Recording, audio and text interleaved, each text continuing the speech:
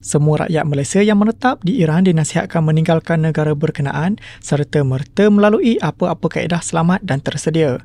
Nasihat itu dikeluarkan Kementerian Luar KLN yang memantau perkembangan keselamatan di Iran melalui Kedutaan Besar Malaysia di Tehran.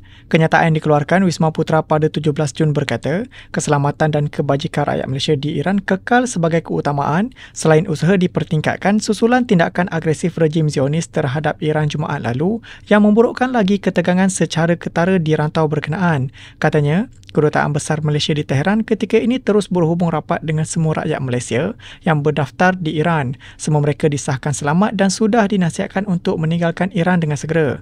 Tambahnya, Kedutaan Besar Malaysia di Tehran juga akan terus menyediakan bantuan konsular yang diperlukan bagi memudahkan proses perjalanan mereka dari Tehran. Jumaat lalu, Israel dilaporkan berkata, serangan ke atas Iran dilancarkan susulan kebimbangan terhadap tindakan Tehran membangunkan keupayaan senjata nuklear sejak kebelakangan ini.